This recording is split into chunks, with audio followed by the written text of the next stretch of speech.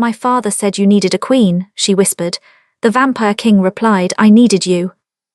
You're standing in a throne room carved from black obsidian, and the man before you, no, not a man, something far more dangerous, has hair like spun gold catching moonlight, eyes the color of fresh blood, and a smile that could either save your soul or damn it forever. That's exactly where our story begins tonight. 23-year-old Serafina stood in that very throne room, her silk gown the color of midnight doing little to stop the trembling that seized her bones. Not from cold, mind you. The castle of eternal night never got cold. It was something else entirely, the weight of destiny perhaps, or the gaze of the creature watching her from his throne. King Lucian, the vampire king, ruler of the shadow realm for 3 centuries, they said, the monster in children's bedtime stories, the nightmare that kept grown men awake. And her future husband. Let me take you back 6 days earlier, because that's when everything changed for Serafina. She'd been in her father's study, King Aldrich of Ashenfell, when he dropped the news like an executioner's blade. You'll marry the vampire king in 1 week's time. No preamble, no gentle leading, just cold, hard truth delivered with all the warmth of a winter grave. Father, you cannot be serious. Serafina had started, but King Aldrich raised his weathered hand. The treaty requires it, daughter. For 20 years we've been at war with the shadow realm, 20 years of our soldiers dying, our villages burning, our people living in fear. Lucian has offered peace, one condition, a bride to stand as his queen. Why me? Her voice had broken then. You have advisors with daughters, nobles with. Because he asked for you specifically. Her father's eyes wouldn't meet hers, by name. That detail, my friends, that's important, remember it. Now back to the throne room. Lucian descended from his seat with the grace of a predator who'd never known fear. His blonde hair fell to his shoulders, almost luminous against his pale skin and the black leather he wore. Every step echoed in the cavernous space. Serafina's escort, 3 of her father's bravest knights, had departed at the castle gates. This part she faced alone. Princess Serafina of Ashenfell, Lucian's voice was silk and smoke. Do you know why you're here? She lifted her chin, refusing to cower. My father said you needed a queen. The words came out steady, strong, a small victory. What happened next? Well, that's what makes this story worth telling. Lucian stopped 3 feet away, close enough that she could see the inhuman beauty of his features, the way his eyes held centuries of secrets, close enough to smell cedar and night-blooming jasmine on him. Your father said I needed a queen, he repeated, almost amused. Then he leaned in, his voice dropping to barely a whisper. I needed you, Serafina. The way he said her name sent electricity down her spine. I don't understand, she managed. No, he agreed, you wouldn't, not yet, but you will. He circled her slowly, studying.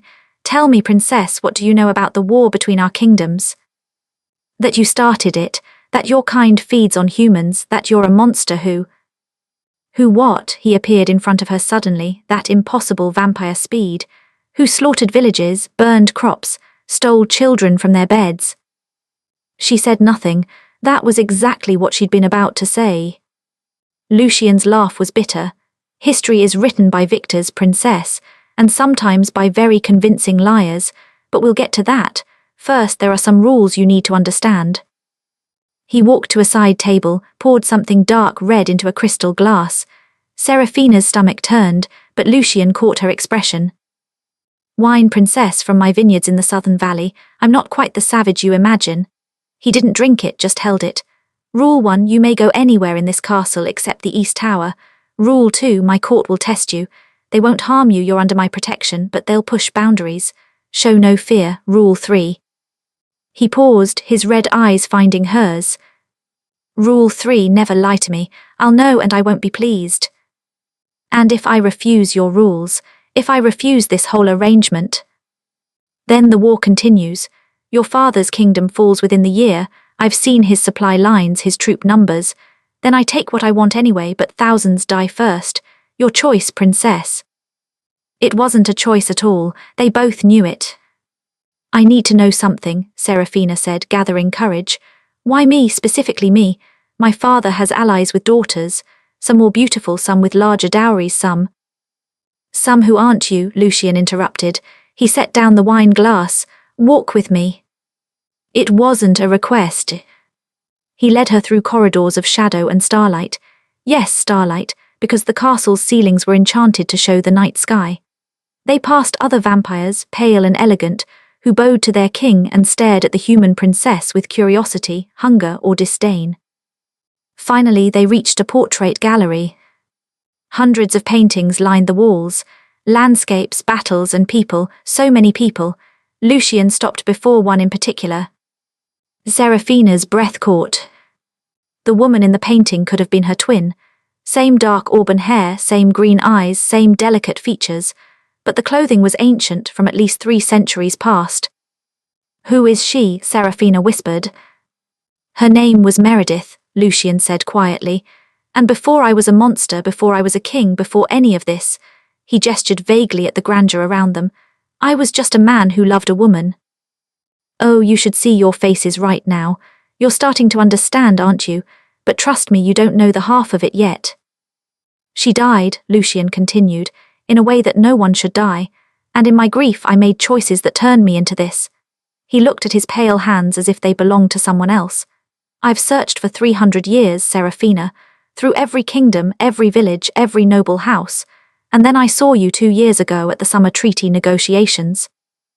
"I wasn't at any treaty negotiations. You were in the gardens. I'd come in disguise, trying to broker peace. I saw you reading under an apple tree, completely absorbed in your book, and for the first time in 3 centuries, my dead heart remembered what it felt like to beat." Seraphina stared at him, unable to process this. "So yes," Lucian said, "I asked for you by name, because you're her reincarnation, because fate has given me a second chance, because—" "I'm not her," Seraphina cut in, finding her voice. "I'm not whoever Meredith was, I'm my own person." Something flickered in Lucian's eyes, surprise, respect. "Good," he said simply, "then perhaps you'll survive what's coming." "What's coming?" But he was already walking away, leaving her in a gallery full of ghosts and questions. A woman appeared from the shadows, a vampire with silver hair and knowing eyes. "Come, princess, I'll show you to your chambers, you'll need rest. Tomorrow you meet the court." "Who are you?" Seraphina asked. "Vivienne, the king's advisor, among other things. Walk with me." As they moved through the castle, Vivienne spoke in low tones. "A word of advice, girl. Whatever you think you know about Lucian, about this place, about why you're really here, you're wrong. The king has his secrets, and some of them are dangerous enough to destroy kingdoms." "Then tell me," Seraphina pressed. Vivienne smiled, sharp and cold. "Where would be the fun in that? Besides, some truths you have to bleed for. You'll understand soon enough." They reached a suite of rooms that took Seraphina's breath away. Luxury beyond anything in her father's castle, silk and velvet, enchanted candles that floated in air, windows that overlooked gardens blooming with night flowers. "Sleep if you can," Vivienne said. "Tomorrow changes everything." Alone finally, Seraphina sank onto the bed. Her mind raced with everything that had happened. The portrait, Lucian's confession, the mysteries piling up like storm clouds. She should have been terrified. She should have been planning escape.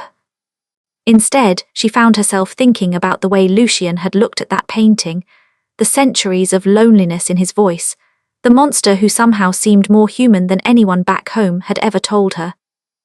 Something was very, very wrong with the story she'd been told all her life. And Seraphina intended to find out what. That night she dreamed of a woman named Meredith, of fire and blood and betrayal, of a love that transcended death itself. But when she woke, she couldn't remember the details, only the feeling that her life, her real life, was just beginning. And that the vampire king with golden hair was either her salvation or her destruction. She just didn't know which yet. Morning in the castle of eternal night was a strange concept. The sun never actually rose here, thanks to the enchantments woven into the very stones. Instead, the darkness simply became less absolute, shifting from midnight black to charcoal grey. Seraphina woke to find a dress laid out for her, deep emerald silk that matched her eyes, clearly tailored to her exact measurements, which was impossible since she'd arrived only yesterday. unless they'd been planning this much longer than she realized. A knock at her door revealed a young woman, human, surprisingly, with warm brown skin and a gentle smile. "Good morning, Princess, I'm Iris, your lady's maid. The king requests your presence at court in 1 hour." "There are humans here," Seraphina blurted. Iris laughed. "Did you think we were all prisoners or cattle? Some of us, Princess, chose to be here. The Shadow Realm offers things the human kingdoms don't: safety for some, opportunity for others, freedom from persecution." She began helping Seraphina into the dress. "My family has served the king for 3 generations. He's been kinder to us than any human lord ever was." This didn't match anything Seraphina had been taught, but the stories are mostly lies, Iris said simply. "Oh, vampires can be dangerous, certainly, but so can humans in my experience, often more so." Within the hour, Seraphina found herself walking through massive double doors into a throne room filled with vampires. And let me tell you, the sight was magnificent and terrifying in equal measure. Perhaps 60 vampires stood in elegant clusters, men and women who'd once been human, now transformed into something else entirely. They wore clothing from different eras, different cultures, each one a story of when and where they'd been turned. Their conversations died as Seraphina entered. Lucian sat on his throne, looking every inch the immortal king in midnight blue and silver. His blonde hair was pulled back, revealing the sharp, beautiful lines of his face. "Princess Seraphina of Ashenfell," he announced, his voice carrying effortlessly. "My betrothed." The murmurs started immediately. Seraphina walked forward, head high, spine straight, every inch her father's daughter. She'd been trained for royal courts since childhood. Vampires might be immortal, but politics was politics. "Your Majesty," she said, her voice steady. A vampire stepped forward, a man with dark hair and cruel, beautiful features. "My king, surely you jest. This, child, is to be our queen, a human who'll wither and die before she learns even half our court's names." "Careful, Marcus," Lucian's voice went cold. "You're speaking of your future queen." "I'm speaking of reality," Marcus pressed. "We are immortal. We need a queen who can stand beside you for centuries, not decades. If you wanted a bride, you should have chosen one of us. Anastasia, perhaps." He gestured to a stunning vampire woman with black hair. "Or Victoria, or—" "I didn't ask for your counsel," Lucian cut him off. But the damage was done. The court erupted in whispers, debates, arguments. Seraphina felt her temper flare, that familiar heat that had gotten her into trouble countless times growing up. Before she could think better of it, she spoke. "You're right." The room fell silent. Even Lucian looked surprised. "You're absolutely right," Seraphina continued, addressing Marcus directly. "I am human, I will age, I will die, I know nothing of your centuries-old politics or your immortal intrigues." She paused. "But I'm also not afraid of you." She walked toward Marcus, who watched her with amused disdain. "You want to know if I'm worthy to be queen? Fine, test me, all of you." She turned to address the full court. "I'm told vampires value strength, cunning, and courage, so test me. Give me your challenges, your trials, whatever you need to see, because I didn't ask for this either, but I'm here and I don't do anything halfway." The silence stretched for a long moment. Then Lucian laughed, a genuine, delighted sound that seemed to surprise him as much as everyone else. "Very well," he said. "The court will test the princess. 3 challenges, as is traditional. Marcus, since you questioned first, you'll design the first trial. Anastasia the second, Vivienne the third." His eyes glittered with something dangerous and approving. "But know this, if any harm comes to her, you'll answer to me personally. Am I understood?" The court bowed. "Yes, my king." What had Seraphina just gotten herself into? Over the next 3 days, she found out. The first trial came that very evening. Marcus led her to the castle's great library, a space that would have made scholars weep with joy. Thousands upon thousands of books and scrolls, collected over centuries. "Your trial, princess, is simple," Marcus said. "Somewhere in this library is a book bound in white leather. Find it before dawn. If you succeed, you pass. If you fail—" He smiled coldly. "Well, we'll know you lack the wit to lead us." "That's it, find a book. That's it." It seemed too easy, which meant it absolutely wasn't. Marcus left her alone. Serafina looked around at the impossible task. The library was massive, with 3 floors and thousands of volumes. A white book could be anywhere. Unless... She thought about what Vivienne had said, some truths you have to bleed for. She thought about Lucien saying, "Never lie to me, I'll know." Vampires valued the truth, even hard truths. Serafina didn't search for the book. Instead, she sat down and waited. Hours passed, midnight came and went. Her eyes grew heavy, but she forced herself to stay awake to think. Near dawn, Marcus returned with several court members, clearly expecting to find her frantically searching. Instead, she stood calmly. "Have you found the book?" Marcus asked. "No," Serafina said, "because there is no white book in this library, or if there is, it doesn't matter." Shocked to silence. "The test wasn't about finding a book," she continued. "It was about understanding the real challenge. You wanted to see if I'd exhaust myself on an impossible task, or if I'd recognize a fool's errand, if I'd panic or if I'd think." She met Marcus's eyes. "A queen needs to know which battles to fight and which are merely distractions. So no, I didn't find your book, but I passed your test anyway." Marcus stared at her for a long moment, then slowly he bowed. "Well-reasoned, princess, you passed."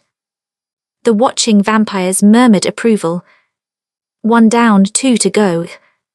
The second trial came the next day. Anastasia took Serafina to the castle gardens at dusk. "You must navigate the maze of mirrors," Anastasia explained, gesturing to a sprawling labyrinth of glass and silver. "Reach the center before the last light fades, but be warned, the maze shows you truths. Not all survive what they see. And if I don't reach the center, then you're not strong enough to stand beside a king who's seen 3 centuries of horrors." The maze was worse than anything Serafina had imagined. The mirrors didn't just reflect, they showed her fears, her doubts, her darkest thoughts. She saw herself as a failure, as a pawn, as a girl playing at being brave. She saw her father's disappointment, her kingdom's fall, her own death in a dozen different ways. But she also saw something else.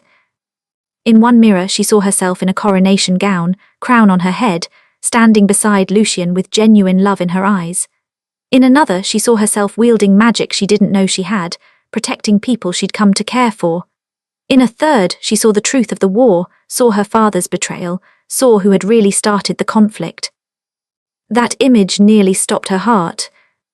But she kept moving, kept pushing through, until she reached the center of the maze, where a single white rose bloomed impossibly in the eternal night. Anastasia waited there, approval in her ancient eyes. "You saw, didn't you?" the vampire woman said. "The truth." "I saw many things," Serafina replied carefully. "And you kept going anyway. That's courage, princess." Anastasia handed her the rose. "You passed." 2 down. The third trial was different. Vivienne came to her chambers that night. "Your final test is tomorrow evening. A ball. The court will attend, as will representatives from other vampire covens.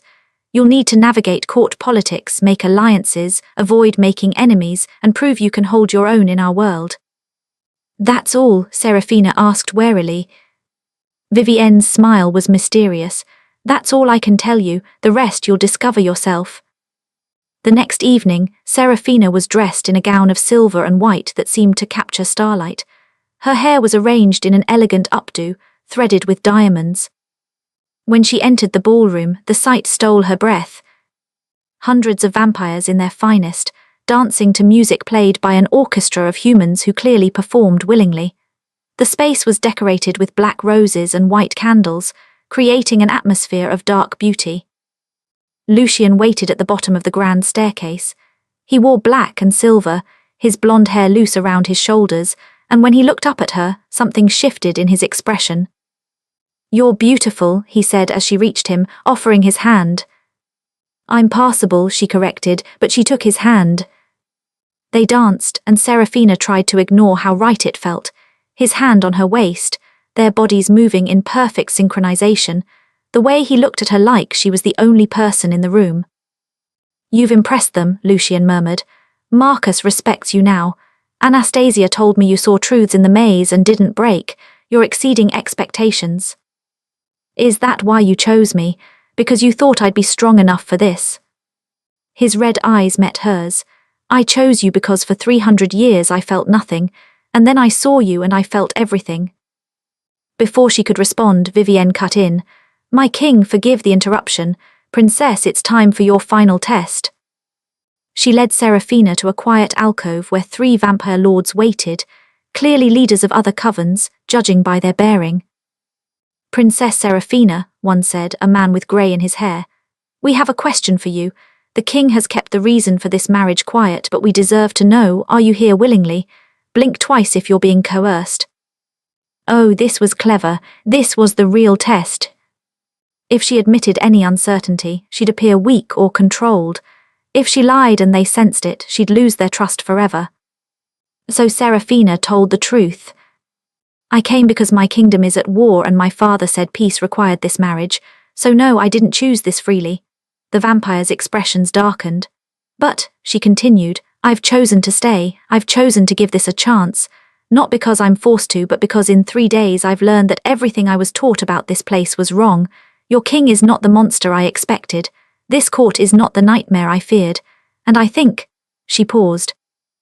I think maybe I can do some good here, build a real peace, be someone who matters. Silence. Then the grey-haired vampire smiled. An honest answer, refreshing, he bowed. You have our support, princess. Vivienne stepped forward as they left. Well done, you passed. All 3 trials complete. That night, after the ball ended, Lucien found Serafina on a balcony overlooking the shadow-draped valley. You did well, he said. I told the truth, that's all. That's everything. He stood beside her. Serafina, I need you to understand something. This marriage, yes, it started because you look like someone I lost. But these past 3 days, watching you face down my court, watching you think and adapt and refuse to be cowed. You're not her, you're you, and I find I'm drawn to you for entirely new reasons. Her heart hammered. Lucien. Don't answer now, he said quietly. I know this is complicated. I know you're still deciding if you can trust me, if you even want this. Take your time. But know that when I look at you, I don't see a ghost anymore. I see a woman who might actually be strong enough to stand beside me, who might actually be the queen this kingdom needs. He left her there with the night wind and her swirling thoughts. Serafina touched her lips, wondering what she was getting herself into. Wondering why part of her wanted to leap into it anyway. But she should have been paying more attention to the shadows in the corner, should have noticed the figure listening to every word, should have realized that in a castle full of immortals with their own agendas, privacy was an illusion. And that her arrival had set in motion events that would shake the very foundations of both their kingdoms. The real game was only just beginning. Here's where everything you think you know gets turned on its head. Are you ready? The wedding was set for 3 days hence. Serafina spent her time learning the castle, meeting the staff, and trying to understand the complex web of vampire politics. She also spent time with Lucien. Not the formal, careful interactions of before, real time. He showed her his private library, filled with first editions and journals he'd kept over the centuries. She showed him her skill at chess, beating him twice, which seemed to delight him. They talked about philosophy, about history, about everything and nothing. She was falling for him. Despite everything, despite the impossibility, she was falling for the vampire king with blonde hair and sad eyes. Which made what she was about to discover so much worse. It started with a letter. Iris brought it to her chambers, looking worried. This came for you, princess, from the human kingdoms. The messenger said it was urgent. The seal was her father's, but when Serafina opened it, the handwriting was her younger brother's. Sira, father forbade me from writing, but you need to know the truth. The king, our father, he didn't make this treaty to save the kingdom. He made it because Lucien has something on him. Evidence of a crime committed 20 years ago. Father started the war with the Shadow Realm deliberately to cover up what he'd done, and now Lucien is using you as a pawn to control him. Whatever the Vampire King told you, it's a lie. Get out of there, please. Your brother, Willem. The letter fell from her shaking hands. No, this couldn't be right. Lucien had been honest with her, hadn't he? He'd told her about Meredith, about seeing her in the garden, about wanting. But had he ever actually said he loved her, or just that she made him feel again? Serafina's mind raced. She needed answers, real answers. She went to find Vivienne first, catching the advisor in the war room, bent over maps and reports. "Is it true?" Serafina demanded. "Does Lucien have leverage over my father?" Vivienne looked up unsurprised. "You received a letter." "Answer the question." The vampire woman sighed. "Yes, your father committed certain crimes 2 decades ago. Lucien has proof." The world tilted. So this whole thing, the marriage, the treaty, all of it, it's blackmail. "It's more complicated than..." "Is it?" Serafina's voice rose. "I thought he wanted me, I thought this was about, but it's just politics, just leverage, I'm a pawn." "You're oversimplifying," Vivienne started, but Serafina was already storming out. She needed to confront Lucien, needed to hear him say it wasn't true. She found him in the throne room with Marcus and other advisors, discussing border patrols. When he saw her face, he dismissed them immediately. "Serafina, what's wrong?" "Tell me the truth," she said, her voice shaking with fury and hurt. "Do you have blackmail material on my father?" Lucien's expression shuttered. "Who told you?" "So it's true," she laughed bitterly. "All of it, the treaty, the marriage, me, it's all just a game to you." "No, Then tell me you don't have evidence of crimes my father committed. Tell me you didn't specifically request me as a bride to control him. Tell me this wasn't all just political manipulation." Lucien was silent too long. "I can't," he finally said.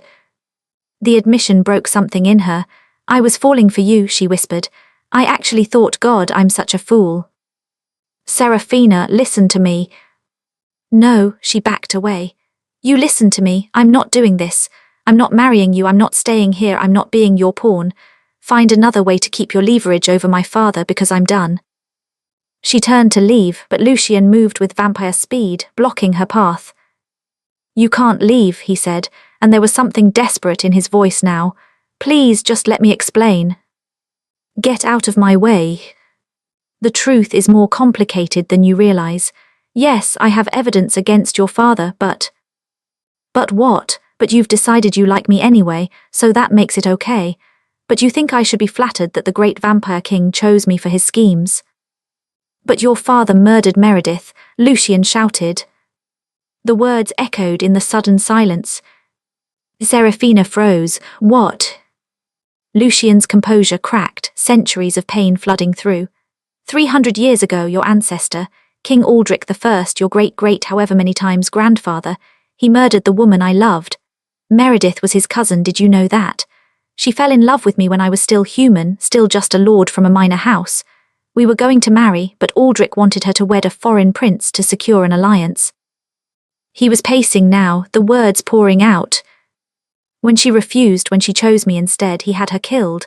Made it look like bandits, but I knew, and in my rage and grief I made a deal with a dark power to become this. He gestured at himself. I became a vampire to have the strength to take revenge. I burned his kingdom, started a war that lasted decades until a truce was finally called. Serafina's mind reeled. That was 300 years ago. And your family kept the truth buried, kept passing down the lie that I was the monster, that I started the war. Your current father, yes, he found the evidence. Aldrich I's private journals admitting to Meredith's murder. And your father buried it, continued the lie, used it to rally support for renewing the war 20 years ago when border disputes arose. So you blackmailed him, used me. I asked for you specifically, yes, Lucien admitted. At first it was because you looked like her, because I thought, I don't know what I thought, that I could have a second chance, that fate owed me something. But then I met you and you were nothing like her. You were fierce and clever and you challenged me, and suddenly it wasn't about the past anymore. I don't believe you, Serafina said, but her voice wavered. I'm telling the truth, Lucien insisted. Yes, I leveraged the evidence to force the marriage. Yes, I wanted revenge on your bloodline. But Serafina, these past weeks with you, you changed everything.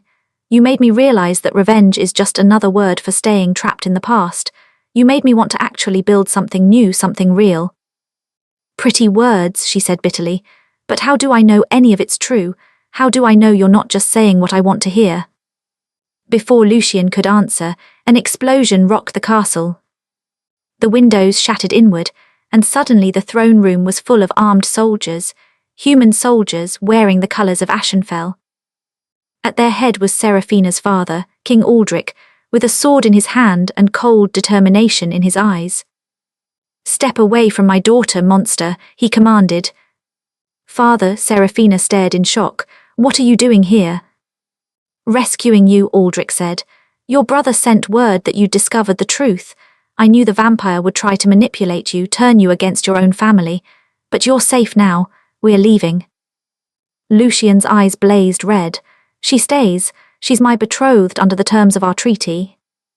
"A treaty made under false pretenses," Aldric interrupted. "You used blackmail and coercion. It's void. Seraphina, come here, now." Seraphina looked between the two men, the father she'd trusted her whole life, and the vampire she just discovered had been using her. But something didn't add up. "Father," she said slowly, "how did you get into the castle? The wards should have kept out an army." Aldric's expression flickered for just a moment. "We had help, someone on the inside who wanted to see Lucian's rule challenged," came a new voice. Marcus stepped out from behind Aldric's soldiers, a smile on his face. "What?" Lucian started, but Marcus moved with vampire speed, driving a wooden stake through Lucian's chest. Not through his heart, just to the side, but enough to drop the vampire king to his knees, enough to weaken him drastically. "I'm sorry, my king," Marcus said, not sounding sorry at all. "But you've become weak, distracted by a human girl willing to throw away centuries of power for what? Love," he sneered the word. "The court deserves better. I deserve better." "This was a coup," Seraphina breathed, understanding flooding through her. "Father, you planned this with him. You were never here to rescue me." Aldric had the grace to look slightly guilty. "I'm here to end the vampire threat once and for all. With Lucian dead and Marcus willing to cooperate, we can finally have true peace. The Shadow Realm will become a vassal state, the vampires controlled."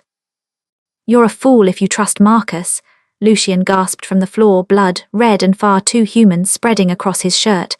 "He'll betray you the moment it's convenient." "That's a risk I'm willing to take," Aldric said. He raised his sword, pointing it at Lucian's heart. "To end the monster who's plagued our family for 3 centuries. "Stop," Seraphina threw herself between them. "Seraphina, move," her father commanded. "No," she spread her arms wide, shielding Lucian. "You lied to me. My whole life you lied about who started the war, about what really happened. I did what was necessary to protect our kingdom. You covered up a murder. Your ancestor killed an innocent woman, and you've spent 20 years perpetuating a lie to justify continuing a war." Her voice rang out. "Lucian told me the truth. Finally, someone told me the truth." "He manipulated you." "Maybe," Seraphina admitted. "Maybe he did at first, but you know what? He stopped. He could have kept lying, but he didn't. You're still lying. You made me think I was a bargaining chip for peace, but really you were planning this betrayal all along." She turned to Marcus. "And you were the one who pushed for the trials, who questioned if I was worthy. You were trying to undermine Lucian from the start." Marcus shrugged. "Guilty, nothing personal, princess, but the king had grown weak. This is just business." "Business," Seraphina repeated. Then she did something that surprised everyone, including herself. She pulled the wooden stake from Lucian's chest. His cry of pain was brief, but as the stake came free, his vampire healing began to work. Not fast, he'd been badly injured, but enough. "Seraphina, what are you doing?" Aldric demanded. "Choosing," she said simply. "You wanted me to choose between you and him. Fine, I choose the one who told me the truth when it mattered. I choose the one who admitted his mistakes. I choose." She looked at Lucian, at the vampire king on the floor, vulnerable and bleeding, and felt certainty settle into her bones. "I choose him." Aldric's face hardened. "Then you're a traitor to your own kind. Guards." What happened next occurred in a blur. Vivienne appeared with vampire reinforcements, having rallied those still loyal to Lucian. The throne room erupted into chaos, humans fighting vampires, vampire fighting vampire. Aldrich's soldiers were outnumbered, but they had the advantage of surprise. And in the midst of it all, Serafina knelt beside Lucian. "Can you stand?" she asked. "Not well," he admitted. "Serafina, you shouldn't have." "Shut up," she said, not unkindly. She looked around frantically for a weapon, anything to defend them. Her hand closed on something in Lucian's pocket, a small vial of dark liquid. "What is this?" she demanded. Lucian's eyes widened. "No, Serafina, no, you can't." But she'd already uncorked it, already understood what it was from the smell alone. Vampire blood, ancient and powerful. The same thing that had turned Lucian 3 centuries ago. "If I drink this," she said, "what happens?" "You become one of us," Lucian said desperately. "Immortal but changed. Serafina, you can't, you don't know what you're giving up." "I know I'm giving up a father who lied to me and a kingdom built on false history," she said. "I know I'm choosing a future that terrifies me, but I also know that for the first time in my life I'm making my own choice. Not what's expected, not what's safe, but what's mine." She drank before anyone could stop her. The transformation began immediately. So here we are at the final chapter, the human princess who became something more, the vampire king who learned to love again, and a kingdom that would never be the same. Are you ready for how this ends? The pain of transformation was exquisite, every nerve on fire, every bone reshaping, every human limitation burning away. Serafina screamed, and the sound echoed through the throne room, causing the fighting to pause as everyone turned to stare. Her father's face went white. "What have you done?" But Serafina barely heard him. She was too busy dying and being reborn in the same breath. When it ended, and it felt like hours but could only have been moments, she opened her eyes to a world transformed. Colours were sharper, sounds were clearer. She could hear every heartbeat in the room, smell the copper tang of blood, feel the power humming through her new veins. And she was strong, so incredibly strong. She stood, helping Lucian to his feet, and faced her father with eyes that now glowed the same crimson red as the vampire beside her. "What have I done?" She repeated his question, her voice different now, layered with something ancient and powerful. "I've taken control of my own destiny." Aldrich looked at her with horror and disgust. "You're a monster." "No," Vivienne said, stepping forward with a smile. "She's a queen." Because here's the thing they hadn't told Serafina, the thing even Lucian hadn't fully understood. When a human with royal blood transforms willingly, out of love rather than vengeance, the magic is different, purer, more powerful. The very castle responded to her transformation. The shadows bent toward her. The ancient wards that protected the shadow realm recognized her as their rightful lady. Marcus, who'd been advancing on Lucian, suddenly found himself frozen, not by anyone's hand, but by the castle's magic itself, responding to its new queen. "That's impossible," Marcus breathed. "Apparently not," Serafina said. She was still learning this new body, these new powers, but instinct guided her. She raised her hand and Marcus was thrown backward into a pillar. Not killed, she wasn't ready to become a murderer, but incapacitated. She turned to the soldiers, to her father, to all of them. "Here's what's going to happen," she said with absolute authority. "The fighting stops. Now, father, you and your men will leave this castle. You're no longer welcome here." "Serafina." "I'm not finished." Her voice cracked like a whip. "The treaty stands, but with new terms. The Shadow Realm remains independent. In exchange, we'll share our resources, our medical knowledge, our magic, our agricultural techniques. A real alliance, not one built on blackmail or lies." She looked at Lucian, who was watching her with something like awe. "And anyone, human or vampire, who breaks this peace will answer to both of us, together." Aldrich stared at his daughter as if seeing a stranger. "You'd turn on your own father." "You turned on me first," Serafina said quietly. "The moment you lied about why I was really here, the moment you planned to use me as bait for an assassination. So yes, father, I'm choosing them over you. But I'm also giving you a chance. Take the alliance, work toward real peace, and maybe someday we can have an honest relationship. Or don't, and spend the rest of your life knowing you lost your daughter because you couldn't stop lying." For a long moment, Aldrich said nothing. Then slowly he lowered his sword. "We'll take the alliance," he said hoarsely, "under protest, but we'll take it."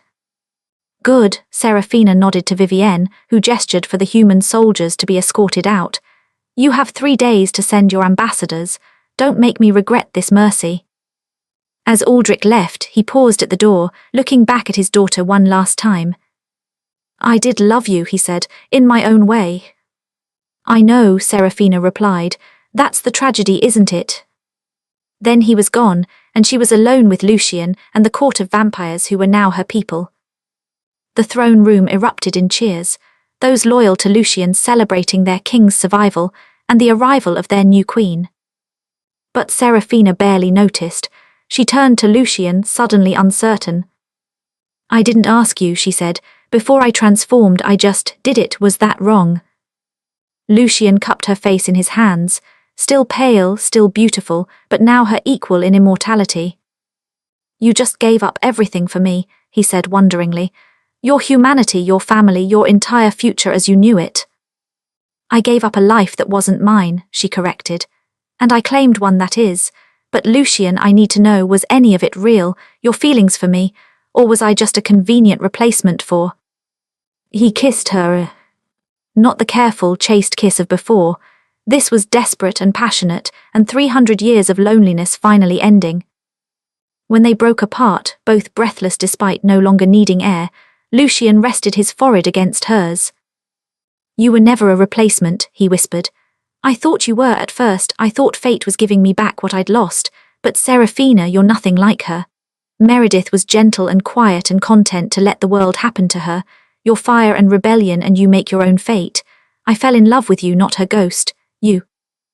"Good," Serafina said, smiling through tears that were now tinged red, "because I'm not interested in being anyone's second choice." "You're not, you never were." He pulled back to look at her properly. "My queen, my fierce, impossible, wonderful queen." The coronation happened 3 days later. Ambassadors from the human kingdoms attended, including, surprisingly, her brother Willem, who defied their father to be there. "I always knew you were too stubborn to be a normal princess," he whispered to her before the ceremony. "I'm glad you found somewhere you belong." The vampire court was there too. Even Marcus, who'd been stripped of his titles but allowed to live, provided he swear loyalty to the new queen. He did, grudgingly, recognizing power when he saw it. Vivienne performed the ceremony, placing a crown of black diamonds and night-blooming flowers on Serafina's head.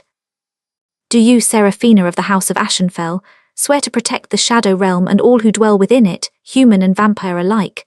Vivienne intoned. "I do." "Do you swear to rule with wisdom, justice and strength?" "I do." "Do you accept the weight of immortality, knowing you will watch ages pass and empires fall, that you will carry the burden of endless time?" Serafina paused at that one, feeling the gravity of it. Then she looked at Lucien, standing beside her with pride and love in his ancient eyes, and smiled. "I do. Then by the power vested in me by the old magic and the new, I name you Queen of the Shadow Realm. Long may you reign." "Long may she reign," the court echoed. The wedding followed immediately after, a joining not just of 2 people, but of 2 kingdoms, 2 species, 2 futures. When Lucien kissed his bride, the castle's magic sang, and for the first time in 300 years, the sun broke through the eternal night just for a moment, just long enough to bathe them in golden light before the shadows returned. It was, everyone agreed, a very good omen. In the months that followed, Serafina proved to be exactly the queen the Shadow Realm needed. She established trade routes with human kingdoms, sharing vampire medicine that could cure diseases that had plagued humanity for centuries. In exchange, they received supplies and resources that had been cut off during the war years. She created a council with both human and vampire representatives, ensuring all voices were heard. She built schools where vampire children learned alongside human ones, where prejudice was challenged with education and understanding. And most importantly, she was happy. Not the passive, expected happiness of a princess doing her duty, real, hard-won, chosen happiness. One night, a year after her transformation, she found Lucien in the portrait gallery, standing before Meredith's painting. Do you still miss her? Serafina asked. Sometimes, Lucian admitted, the way you miss any part of your past, but when I look at this now I don't feel that crushing grief anymore. I feel grateful for what was and for what is.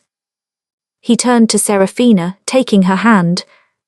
She was my first love, but you're my last love, my eternal love, and that's better than any second chance. That's a whole new beginning. Serafina leaned into him, marveling at how far she'd come from the terrified princess who'd walked into this castle. My father sent another letter, she mentioned. He wants to visit, thinks maybe we can try to rebuild our relationship. What do you want? Lucian asked. I want to try, Serafina said. Not for him but for me, because I'm not interested in carrying hate for eternity. I've got better things to do with immortality. Like what? She grinned, fangs glinting. Like proving that a human girl can become the best vampire queen this realm has ever seen. Like building a kingdom where our children, when we have them, won't have to choose between different parts of their heritage. Like spending the next several centuries making you fall in love with me over and over again. You say that like it's a challenge, Lucian said, pulling her close. I'm already there, Serafina.